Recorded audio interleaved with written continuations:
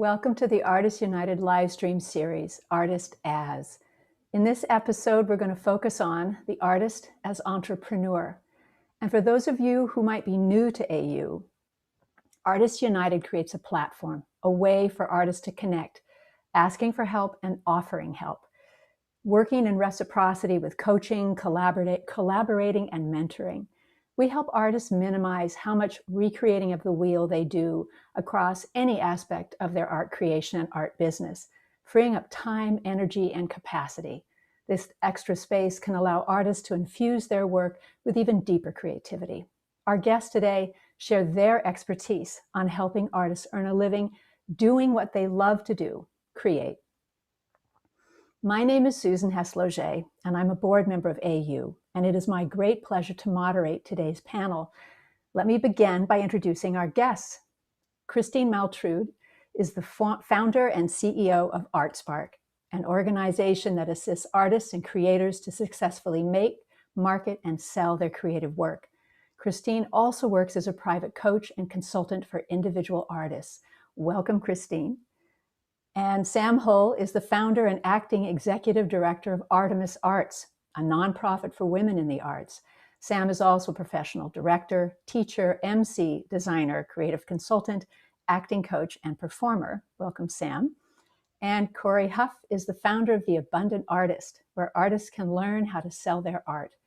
Founded in 2009, TAA has courses, books, and hundreds of articles and podcast episodes on how to be a professional fine artist. Hello, everyone. I'm so glad that you can join us today.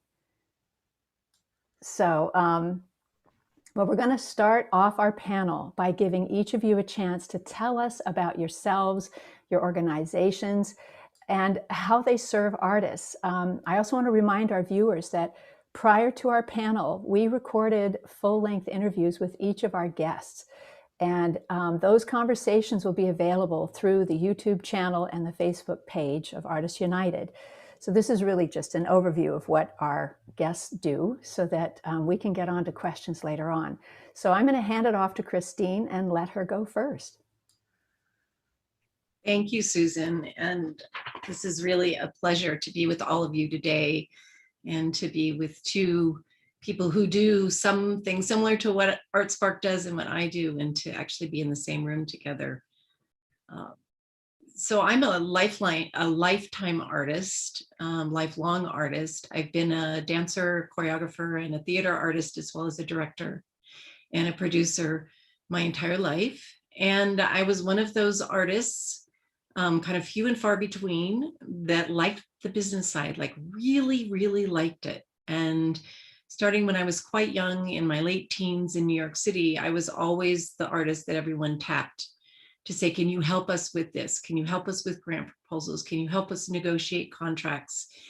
And for some reason, it was just really easy for me. And it also, beyond that, was enjoyable. So about a decade ago, I decided that maybe there's a way that I can share some of this knowledge that I've been accumulating, and also the help that I've been giving to all different kinds of artists and even different kinds of creative entrepreneurs. So I started ArtSpark, and we're a training organization, and for the most part, we're offline. We were doing our work in person. We can talk more about that later, but we also were doing some work online.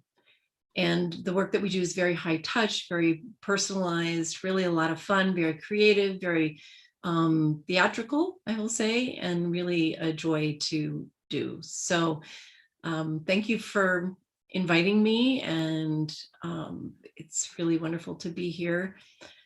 I think you'll learn more about me and about ArtSpark as time goes on, but I would say the main thing that ArtSpark has created internally is something called the ArtSpark Business Canvas, which is a business model, process, and tool that we use to give a foundation to all different kinds of creative entrepreneurs so that they really get good at the business side, or good enough so that they can make decisions about making a living on their own terms. Yes, and I remember, and I'm just going to throw this in, our conversation yesterday, you described the business canvas as this amazing tool for allowing artists to gain an understanding of their value and the audience that they can reach, or their clients or their potential customers. And can you explain that just a little bit more before I pass it on? Oh, sure. So one of the things in working with artists over a long period of time, I kept on hearing, we aren't learning, we don't know the business basics. And there's actually a book out there called Business Model Generation, which has the original business model canvas in it. Someone handed it to me at a startup weekend, and I just said, oh my gosh, this is it. And so it's actually a process. There's 9 segments to it, and all of those segments inform the other segments. So it's value proposition, it's customer segments. It also looks at costs and revenues, resources, partnerships, communication, customer relationship, all sorts of things. And it just weaves a really nice foundation for artists to think about and to also have confidence in being an entrepreneur. Thank you. Yeah. Thank you. So Sam, I'm going to pass it off to you. Please tell us a little bit more about yourself, or tell us about yourself and Artemis Arts. Hi, well, I too am a lifelong artist. I started as a musician in the St. Louis metro area. Went to college for music, was a temperamental artist, and got in a fight with the music department chair, and ended up walking across the street to the theater department, became a theater major on a Wednesday afternoon. And just kept going from there. So I have actually myself performed both opera, stage, and film, as well as television and commercial work as an actor. I hold 2 bachelor's degrees, one in advertising and one in theater management. And then I have a MFA in theater as well from the University of Florida. And I spent a lot of time on the boards, and then I started teaching at a certain point, and I taught at the university system in the United States for about 17 years. I guest taught in Russia for a while, and loved it. And then for me, what happened was I got really burnt out on the politics of higher academics. And so I stopped doing that and ended up starting to work again back in the fields, ended up directing films and theater, which led to what I called the moment of life where I broke my foot directing a play when a bunch of lights went out on stage and we had students on scenery. And so when I went to go open the lobby door, it was chained. And when I came back down in the dark, I broke my foot, which put me on workers' comp for 3 years for 4 surgeries. But it was at that time that the first students I had taught back in the late 90s started calling me, asking for some guidance.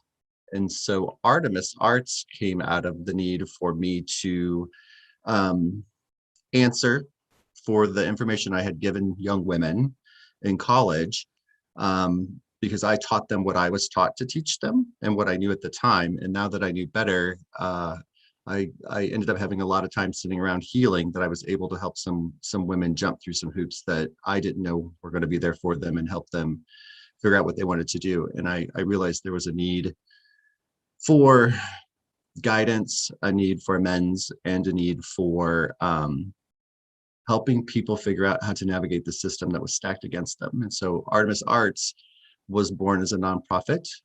We actually help individual women through our pillars, which are knowledge building, exposure, and support. We're set up to help individual women. We tend not to put women in groups to make them worthy of assistance, but we do work programs.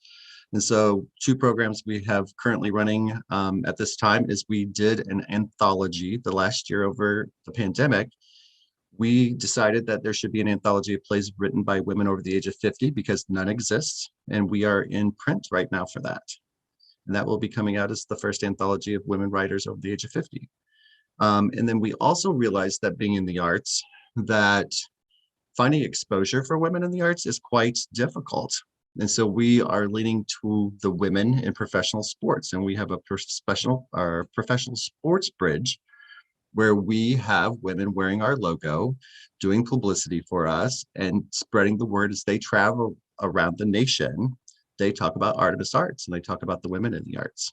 And then we help them back by helping them with contracts and negotiations as women in sports, because statistically, the women in the arts and the women in sports line up almost exactly, with a fifth the opportunity to get third the pay, and very little recognition.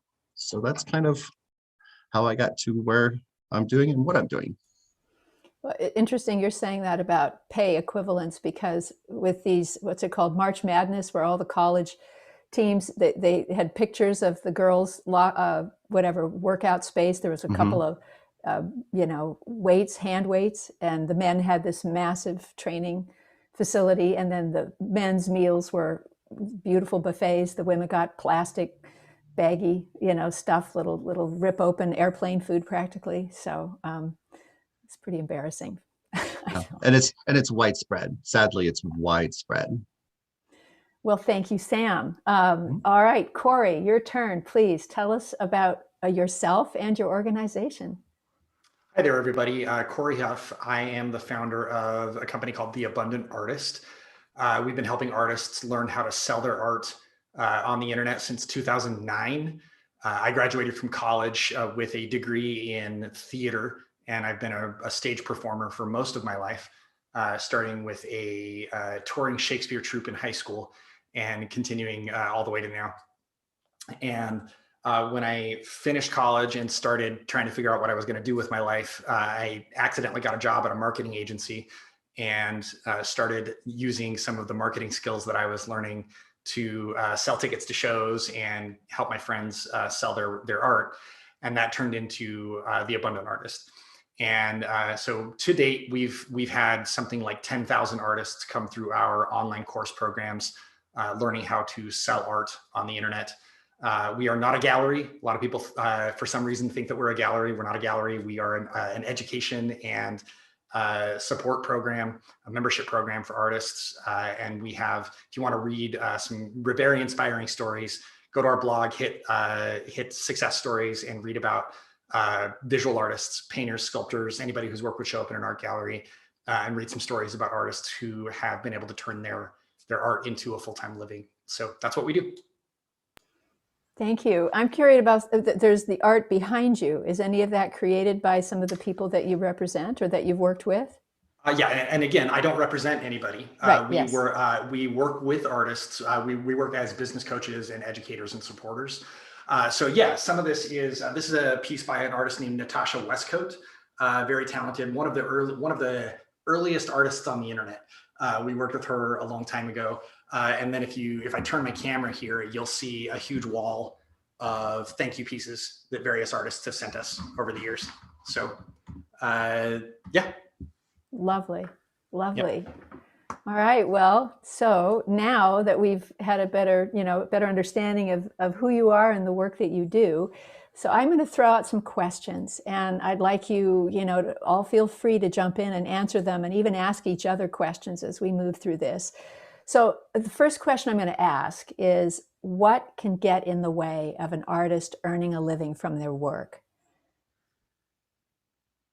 Corey, you're up. Why don't you go first, Corey, because there you are, highlighted. What gets in the way of an artist making a living from their work? So typically we have the pat answer that we give here is there's the three-legged stool. You have to have a body of work. You have to have an audience that has money, and you have to have a distribution channel of some kind, a way of getting your work to those people so that they see it. Typically, most artists don't have a problem with the body of work section. Most artists love making art to the point that they'll just continue doing it whether they get paid or not. And that's wonderful. There's some challenges around consistency, around making sure that you're making work in a certain style so that it's repeatable enough that people start to recognize your style and your voice as an artist. And then where we typically help artists is helping them figure out what the right distribution channel is. It's not online for every artist. For some artists, they need to be selling through galleries or selling at outdoor art shows or whatever makes sense for their particular style and aesthetic and audience. And then having an audience with money. Some artists want to work with low-income communities specifically. So that means that you got to get paid in some other way. You got to get paid by grants, or you got to get paid by a wealthy patron or something like that. But most of the artists that we work with, we help them figure out how to match the style and aesthetic that they have with an audience that has the money to pay for it. And so essentially, this would be fine art, painting, and as opposed to, Yeah, and I think that applies in theater and other art forms as well, right?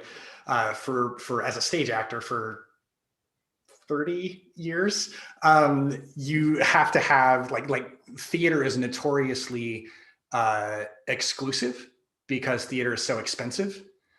Typically, only 60% of a theater's revenue comes from audiences buying tickets.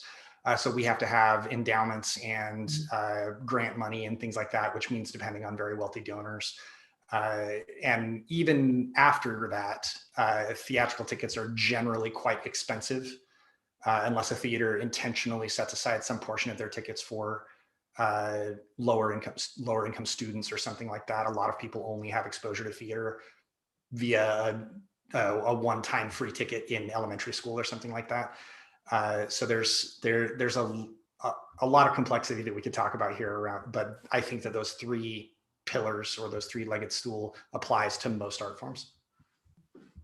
Christine, I'll give you a chance to comment on that. What have you seen as an impediment for an artist to succeed and make a living with their creations? A few things. In working with several hundred artists, mostly in person and somewhat online, increasingly online. Honestly, the top of my list and the trainers who train with me is mindset. Is shifting into a mindset where artists and other kinds of creative entrepreneurs feel comfortable making money. And I think I shared with you, Susan, that if you've gone to art school, if you've gone to film school, if you've been educated by a more elite institution, it's even harder, because especially if you did the fine art side versus the commercial side, and never the twain shall meet, there's just this, I call it kind of the internalized starving artist. I don't actually say that it's artists that create that. I think that it's our culture, especially in the United States. We have real differences, even just in Canada and Latin America. We just don't support artists, and and creators are expected to do it on their own. So that's the number one thing. I would say that, interestingly enough, a lot of what the training is that we do is shifting that mindset so that, number one, artists and creators are comfortable making money and comfortable asking for money and being really clear about what their creative work is worth. And then on top of that is just a discomfort at the beginning. And then it's a lot of what we do is empower artists and creators to be comfortable with, what are my costs and what are my revenues, so that they can, if they're in a gallery show or they're selling their work, that they can say what it costs them to actually create their work, instead of just throwing a number out there based on square inches of a pastel painting. We encourage them to take into consideration their age and how long they've been doing their work. So are they an emerging artist? Are they a seasoned artist? Those, are they artists with legacies? And I would say that the last thing really is just most artists, most creative people just haven't been exposed to the very basics of business, very basics of marketing, very basics of communications, both online and offline. really knowing this comes from the language of the artist business canvas, the Art Spark business canvas, and also the business canvas. The original one is, your value proposition. That kind of sets you up for the rest of your thinking and your operationalizing yourself as a business. And then there's all that, there's business structure and there's law and there's all of that. But I find that, getting a toe in, and especially getting a toe in with a group of other artists and also creative entrepreneurs that aren't artists. We work with like food truck operators, design firms, retail. When you put them together, those folks, more creative entrepreneurs, a food truck really knows what their bottom line is. Oftentimes an artist doesn't know. And developing the confidence so that they do know, so that they can walk into the world and sell. Market and sell. And it's not easy. It's not easy, but getting all of that together and getting the confidence, etc., and letting go of I shouldn't make money, or I've done this for 30 years. Have I made any money? I don't know. No. Yeah. Anyway. Well, Sam, I heard you chuckling. I'd Oh, love yeah. to hear your thoughts on this. Yeah, I would say I think I agree with both Corey and Christine. I think it's two sides of the same coin that they're talking about. And I think the other side of that coin is that I think most artists get in their own way through self-sabotage. And it's because they want to be an artist, but they forget to be honest with themselves about the temperament of an artist or the resources of an artist. And so fear, money, lack of vision in their artwork, or profound vision in their artwork, is an interesting conversation to have with somebody when their art is so big and their ideas are so monumental that they forget we still have to start at one corner of the piece of paper. Tell me where we're going to start. Lack of mentors, I think, is a big deal, especially for women of age. In the art scene right now, I'm really pushing this year for some understanding of emerging artists, that is not 20-year-olds. There are emerging artists of age who never had opportunity, never had any way to get started, that come to this after one career when they can actually do what they wanted to do the whole time. So I think we have to open our mind a little bit for emerging artists of age. Knowing how contracts work and business, as both Christine and Corey were talking about. And then I think the other thing is I spend a lot of time talking with women about who they allow to assess their art and their persona as an artist. And it's always surprising when I say, stop asking your best friend if your art is good, because they can never tell you the truth. Like, you have to know whose opinion you're seeking and then how that fits into your own life. But the general answer to that question for me is self-sabotage, because we will always tell ourselves what's comfortable for the most part, not what's true today. And that works in both directions. People can be overly negative about what they do, and they can be overly positive about what they do. And so Exactly. what's really needed, what you're saying, is a mentor really is somebody who has the courage and the, integrity to be honest in a kind way about somebody that holds, Susan, it's somebody that's going to hold space with reality and with honesty and with compassion for what the artist is trying to do. And as a woman of age, I completely agree with you in emerging artist, because it's like, okay, I've made a couple movies, but I'm still emerging because nobody knows who I am, So, but I'm cut out because I'm past 30, or I'm stopped menstruating or whatever, sorry, everybody.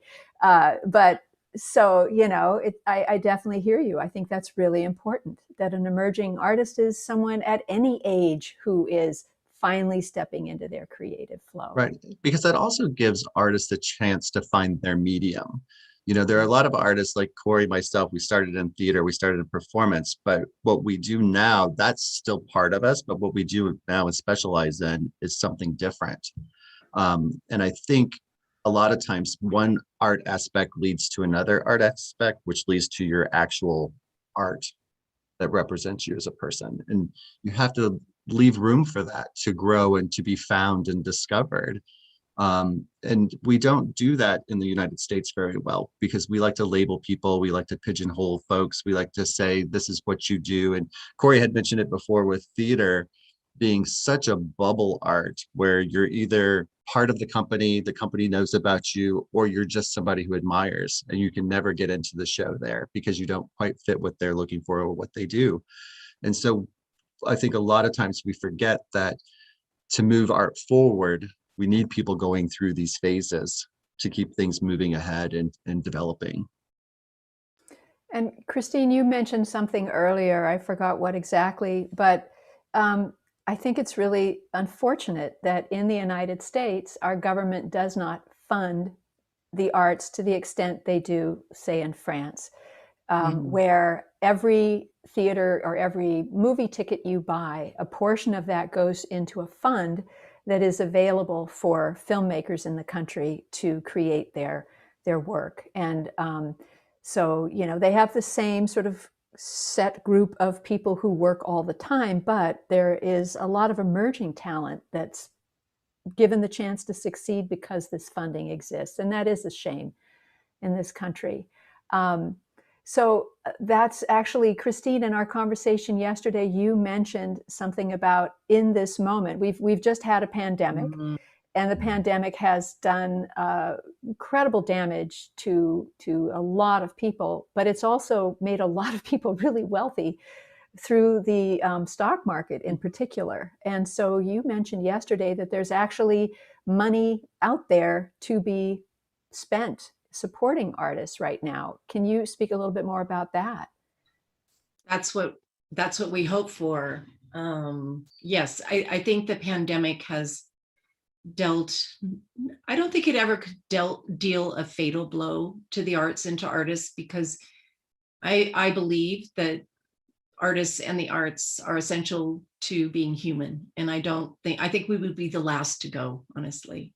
But it's been horrendous. I mean, for those of us who are connected in any way to live theater, to live performance, to galleries, to museums, to bands on the street. I mean, it's been horrendous. And some artists have actually done really well online and others have not. I can say as a performing artist, it's been really, really hard for theater, dance, performance art, et cetera. But people are doing amazing things. And I think there's a lot of creativity out there. And what we spoke about yesterday, Susan, was that, you know, we're experiencing in the United States a bubble of disposable income in this country of people who actually have good salaries, have made, you know, good money with the stock market, and have not lost their jobs. They're not service workers, they're tech workers, or professional white collar people, or people who just invest wisely. And so we have this enormous pile of money that I read about it in The Economist, Wall Street Journal, New York Times, et cetera. And it's anyone's guess what's going to happen with this money. But it's kind of the American way that Americans spend it.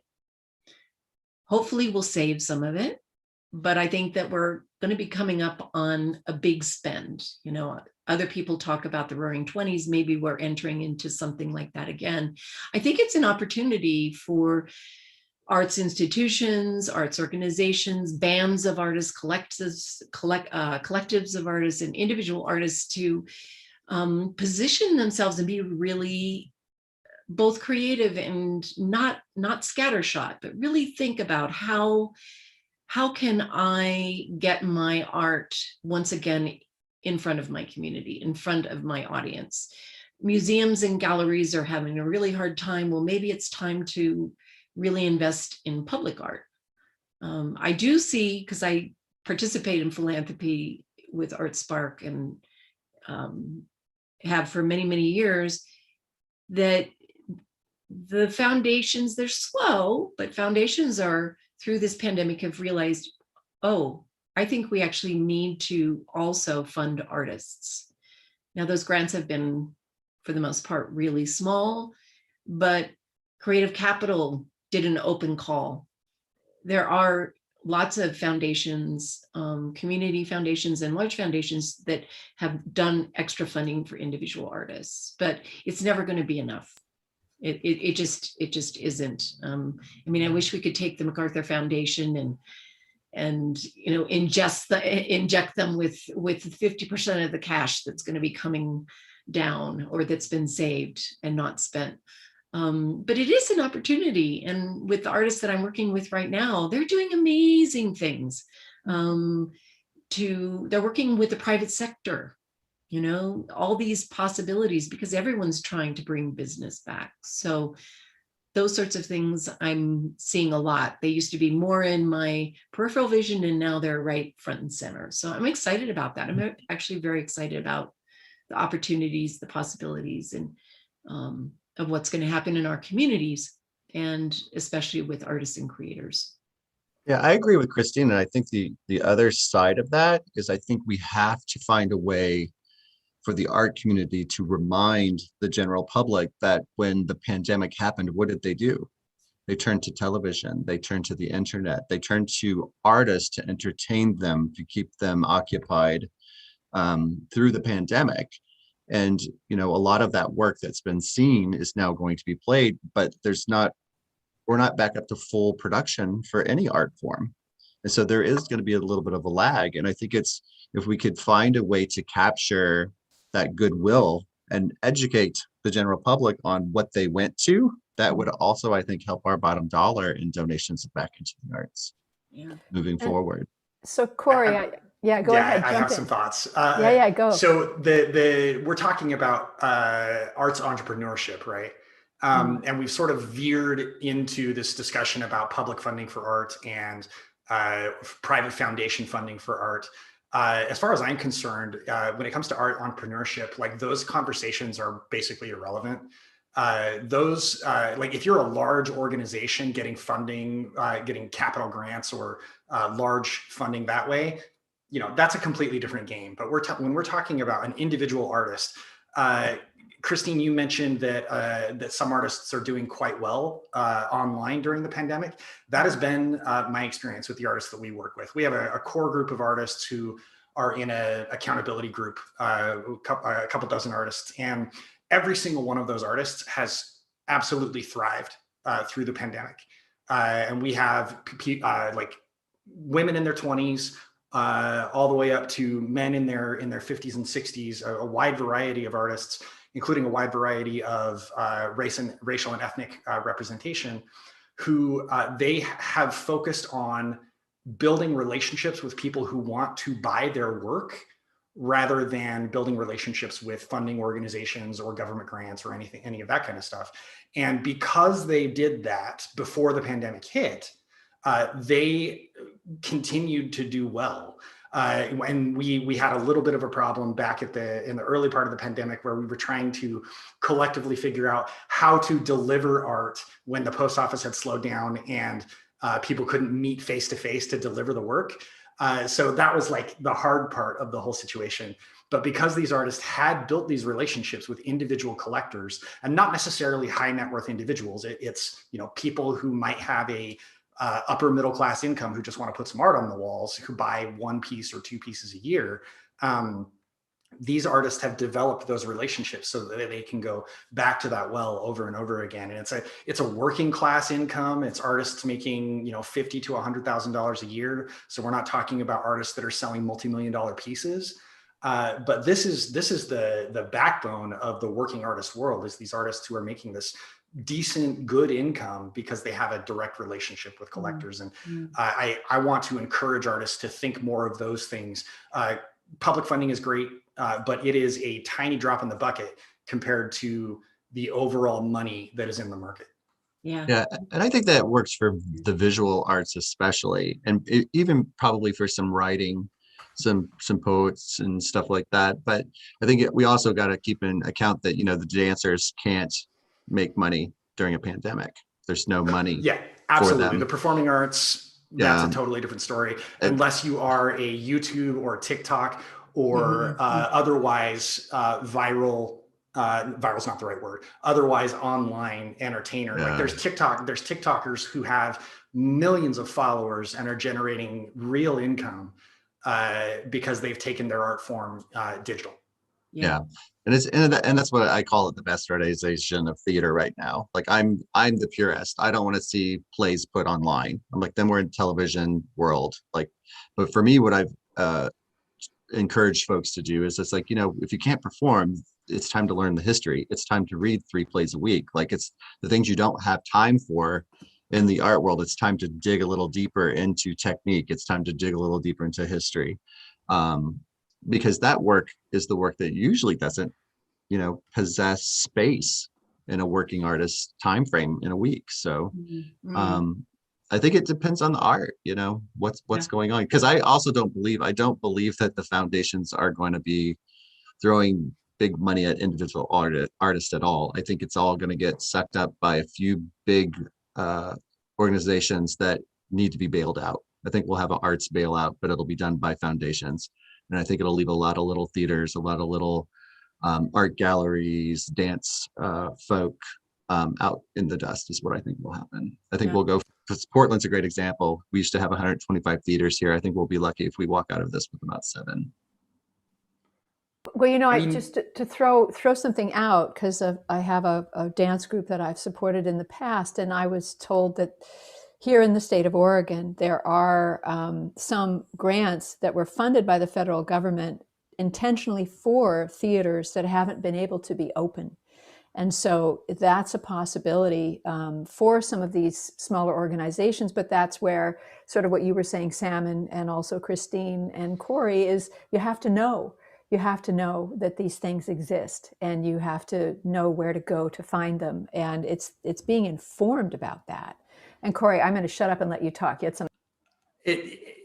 If we're talking about arts entrepreneurship, why are we continuing to go back to the conversation about public funding and foundational funding? Because there are, Sam, we both live in Portland. Of those 125 theaters, I think we'll end up with more than 7, but yeah, we're going to see a lot of them go away. But we're also seeing a lot of them doing really interesting, innovative things in order to make money. You get organizations like, I can't remember the name of the company, but they do shows in the back of a van. They get 7 people in a van and they drive around the city and do a show inside the van while the van drives around the city. Like that's a wild idea, but they turned it into a thing. And so I think you're going to see more of that kind of stuff. And that's what I want to encourage artists to do, because even at the best of times, in the best of performing arts situations, a LORT A or LORT B actor who is making the top pay scale for an equity wage on stage is making maybe $1,000 a week. That is terrible. So we have to encourage artists and arts organizations to look outside of the established funding mechanisms, because an individual artist is never going to be on salary making $60,000 a year. Right. I agree. And I agree with all that. I think that's why, when things are moving forward, if people think that the arts are going to be saved by the big folks, it's never going to trickle down to the individuals. No, and I think the individuals that wait, and I think those that are wait on it, and that goes back to self-sabotage, like the ones that are like, I'm just waiting for the theaters to open back up so I can go audition. Like, I can't tell you how many times I've heard this conversation.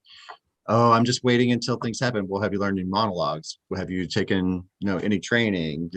What did you do in this time off? Did you read plays? Well, I'm just waiting for them to open back up. Again, that's not them preparing themselves to be successful for whatever, whether it's a van theater or a main stage production somewhere. They're not using the time to the best of their ability.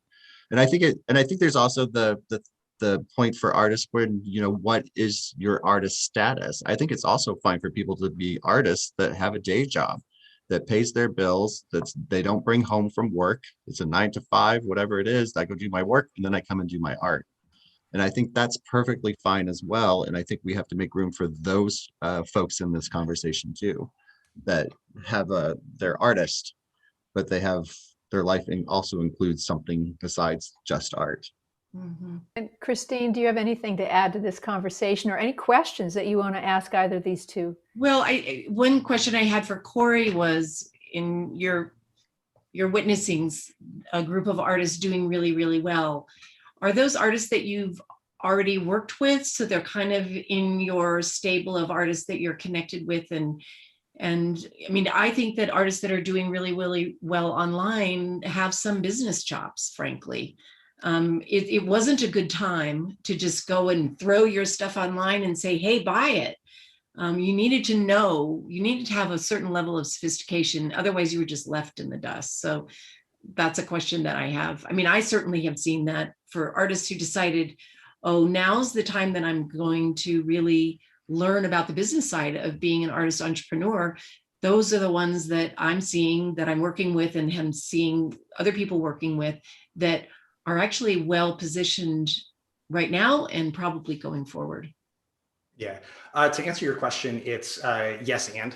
There are a handful of artists that are friends of mine or artists who've worked with me who turned some of those skills into online entrepreneurial ventures, but some of them are not. Like, there's a lot to be said for okay, I can't perform on stage anymore. I'm just going to go like do this cool thing that I love doing, and I'm going to record myself and put it on TikTok and see what happens. Right.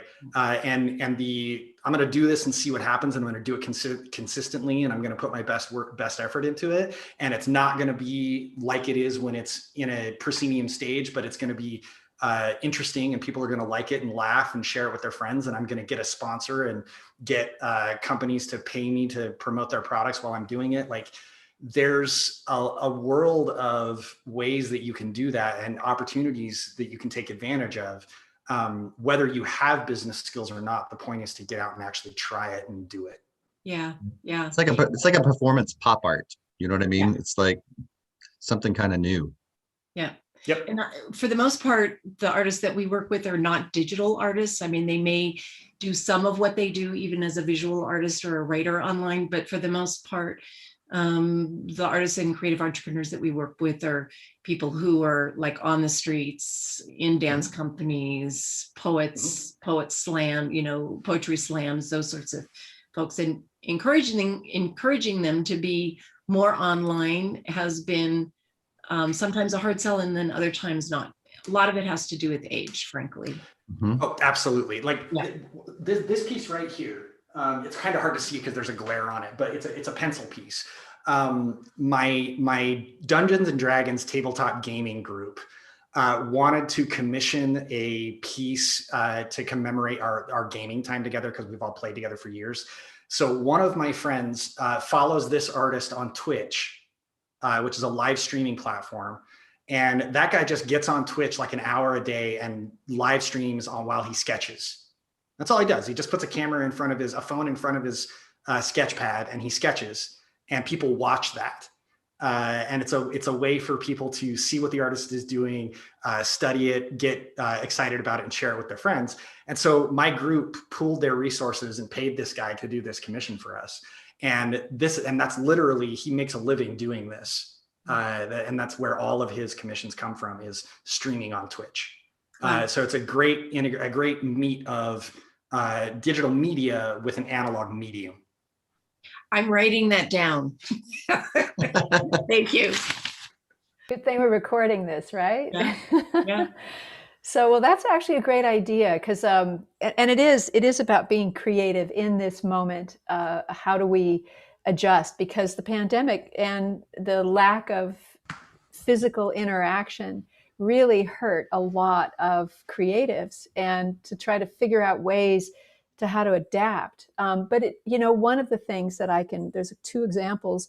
Film festivals generally required people to show up and, butts in seats and buy tickets, etc. Many of them did much better on a digital platform because thousands of people could watch instead of hundreds. Mm-hmm. And I know there's a local lighting director here in Portland was telling me about a company in Seattle, a dance company that had already begun to position some of their work online so that they could build their audience broader. And I don't know how it ever worked, but some theaters would show live opera, that you could buy a ticket, sit in the theater and watch opera in Italy, or at the Met in New York, or a dance performance or a boxing match. So there are ways of making what is so powerful live accessible through a digital platform. My wife and I have bought multiple tickets to German and Italian ballets and operas during the pandemic. We've streamed them in the middle of the day from our couch because they're 8 hours ahead. So we take a lunch break together and stream a live Italian opera while sitting at home on our couch. I love it. I really hope some of that continues. It has been a joy, to Met Opera. I living in the Bay Area used to go to Berkeley Rep, and now I get to see everything the Berkeley Rep does in a way that I could never afford. I get to see every single thing that they do. And I think that also we have to acknowledge that those streaming events are also kind of privileged artists, because most of those are going to have unions that have got contracts together and have found a way to take their art form and put it on the digital source for them, versus maybe some folks who aren't at that level yet, or who, may never get to that level but are still performers, don't have it, which goes back to Corey's in the van recording something, or the TikTok kind of stuff. I'm curious what you mean by that, because literally anybody can stream anything on the internet now. You can, but if I'm in SAG, so I'm a SAG actor, I can't participate in you filming something and with me being in it unless it's union, because there's a really fine line between what is now actors equity, which I'm also in, that can be filmed under that contract, or what is SAG. And so now they've built these, the unions because are going now to have to equities, update the rules. Yeah, exactly. It's just that the unions get in and start making rules for certain levels, and so when we get to watch them at all of those singers have great contracts, but they have somebody else that's given them the rule and told them what they can do. And so it's a fine line for somebody who's not at the Met, but is the next level down, waiting to get that audition at the Met, because they can't necessarily work, because if they break a union rule, then they're in trouble. It's just looking at what's available for everybody at the different levels. Versus the street artists, like Portland street artists, I feel really sorry for. I know quite a few women who were selling watercolors at the Thursday night in this neighborhood, Wednesday night in that neighborhood, and they're not selling anything because nobody's going through the neighborhoods. And so it's like trying to find a way for them then to keep technique, because that's all they tell me they're worried about. I'm worried about making stuff for my technique. I don't want to lose my technique. Well, they sell a $15, $20 painting to buy enough paint to do the next one, so they keep their technique, because they're not looking to be multi-million-dollar artists. They just want to be an artist. But if they can't sell the $20 painting, they can't buy $20 worth of paint. So I get those calls as well. That's something to think about. And the union issue is something to consider. As a filmmaker, I recently made a documentary, and when I called SAG to try to, how do I pay my background talent in reenactments for the documentary, they didn't have a low budget rate for documentaries, and they were going to make me pay $1,000 a day. That would have been the death of my documentary. And so we were able to talk it through, but I agree with you. They need to come up to speed with how to meet artists who are just trying to get their work out there. And work with each other. They have to work with each other. I directed a cast album for a musical, totally called Equity, and was like, okay, how do we do this? And it ended up being a SAG gig. So then all of a sudden we had to find SAG singers that could do musical theater from New York, because that's where that contract lands, because there was no production of the musical. We were just recording the album and the songs for the musicians. And so it's like getting all that lined up. But this is, again, we bring this back to the performers. We bring this back to the artists themselves. They got to navigate that. They got to educate themselves and know what's going on, and find organizations that can share that information with them, because it's part of the rules. It's part of the life of an artist, knowing what's available, how to do it. And then, as Corey says, break the rules. Yeah, exactly. Figure out what's there, then break the rules. So we're supposed to transition now. This is getting good. I just want to wrap it up very quickly. What I'm hearing from all of you, that it's so much about relationships, that you have to develop relationships. You have to know what you have to offer and who's interested in it. And it's very important to have mentorship, to have someone who's going to be honest with you about what you're doing, so that you can improve and grow as an artist. So this has been great, and we could have gone on for another 20 minutes, I'm sure, if we had the time to do it. And so does anybody want to say one last thing before we jump off? I would say that for artists out there, I really wish they'd stop and look at themselves in the mirror and say, I'm an artist once in a while. Like, look at themselves and say it, because if they can't say it to themselves, then when they're trying to convince you or me on the street, they don't have the face for it. They're not believing it. They have to believe it themselves before they can make me believe it. Any last word, Christine? Well, I would definitely second that. To stand in an artist's shoes, it's really important that you claim that identity and that you make choices on your own, and that you become not only your own best advocate, but an advocate for the arts in general. Corey? Just for the sake of being contrarian, I don't think it matters if you call yourself an artist or not. One of my best friends in the world makes amazing sculptures that you would definitely recognize. He doesn't think of himself as an artist. He's like, yeah, I make these things. So whether you call it art or something else, like if you're going to make stuff and have other people buy it, you don't need to make it more complicated than that transaction. Like, hey, I made this. Do you want to buy this thing that I made? It doesn't have to be more complicated than that. Okay, fair enough. So now we're going to do something called a lightning round, and I'm going to throw out a question, and we'll start with Sam, and then Christine, and then Corey. So Sam, what's the first thing you do when you wake up in the morning? I stretch. Okay, Christine. Do yoga. Corey. Drink hot chocolate. Okay. We'll go in reverse. Corey, what's your technique for relieving stress? Exercising really hard. Christine? Going outside and being in nature. Sam? I have puppies for that. Okay, so now we do something called Ask Offer. And part of what Artists United is all about is asking for help and offering help. And now we'll let Christine go first. If you'd like to ask someone for help and then offer something in return, what would that be?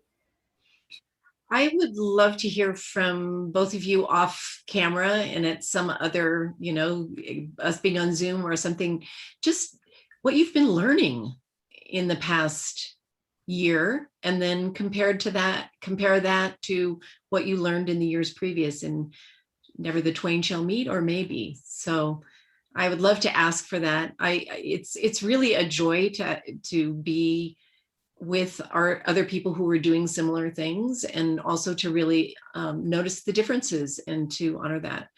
And as far as offering, I also would love to offer both of you or either of you just a tour of the ArtSpark Business Canvas, so you have an idea of what we do and what our specialty is. Great. Sam? Well, for Artemis Arts, the ask that we have is really kind of simple. We really need people just to go onto our website and to Instagram and all that stuff and just click. We need clicks, because when I started it, it was just me, and I'm not an internet person. And we now have hired a social media person. And so to help Jamie with her job, we need people just to go click, just say we're here. And then we offer up anything that you need. Like, I'm always here for conversation. We have programs. You want to pick our brain. One of my specialties is course creation. So if you have programs in program creation, that's what I did in academics. I can help take an idea and put it into process pretty quickly and pretty easily. Corey? What would I ask? I'll come back to what I would ask. What I would offer is, if you are a visual artist, head over to theabundantartist.com, click on our courses page, and we have some paid courses, but then we also have a handful of free courses on how to use email as an artist, how to use social media as an artist. Our most popular free course is called the Abundant Artist 8-Day Challenge, where we walk you through 8 days of 15-minute actions you can do to get your first sale online. So that's something that you can check out. As far as an ask, I would say if you know a visual artist who is struggling and wants to figure out how to sell their art online, tell them about one of these courses. They're free, doesn't take anything, and 15 minutes a day is pretty doable for just about anybody. Well, thank you. We have about 4 minutes. And so, Christine, you'd asked a question of these two gentlemen, and I don't remember if you could just sort of restate that question. Do you think either of you could answer that within a minute or two? And forgive me, but I don't remember exactly what the question was. Just sort of what you've learned in the course. Oh, yes, what you've learned over the past year and how that compares to what your knowledge base was before that. Mm-hmm. Is there like overlap? Is it different? I would say I've learned that women are much more adaptable than men. Because one of the things with Artemis Arts is our asks are never the same because we have individual women. And so once they knew we were here, they have adapted very quickly to what we can do for them and what we can't, because sometimes their need is not something we can satisfy, but we can put them in the right direction. I've sent several people to Corey's website because it's beyond, I can't make you sell art online. I don't know it, but here's a program, here's a group. And I think that they're very adaptable. Not that I didn't think they were before, but there's not a lot of hand-holding. Once you give them the information, they're good to go. And when I work with men through Artists United on that board, it's a little different. And Corey? So probably the most interesting thing that I've learned over the last year is the fact that I have ADHD. I mean, it wasn't really a surprise, but I was officially diagnosed over the last year. And the reason that it happened is the quarantine that we've all been under made me change some of my coping mechanisms with my energy and how I interact with the world around me. And learning ways that I can change some of my own behaviors and learning about medication has been very instructive for me. And a lot of creative people, entrepreneurs, artists, had like the proportion of ADHD among that group is higher than the general population.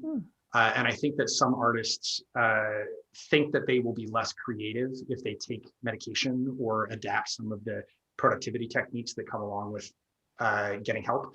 And I have found myself to be a lot less reactive, a lot more emotionally stable, and able to produce more good work, more creative work and other kinds of work by establishing habits and routines for myself. So that's been very enlightening over the last year. Thank you for sharing that, Corey. That's very important. Yeah, I think life changes when you can't get out and get away and go to the gym, and do all this stuff. So yeah, well, this has been lovely, everybody. I encourage everyone watching to please visit the websites of our guests today, and we will be posting those on our Facebook page so you can find them easily. So we have Corey, the Abundant Artist, we have artspark.org and artemisarts.net, is it? No, Sam, correct. artemisarts.org. .org. So anyway, we will post the correct addresses. I highly recommend checking it out. This has been really lovely. And for those watching, consider supporting Artists United. That's how we could use your help. You can donate through the website, www.artistsunited.net. And we offer programs like this, and it's possible because of support that you would offer us. So thank you so much for coming. Thank you to our panelists. This has been absolutely lovely. And viewers, be sure to follow us and like us on social media. Thank you so much.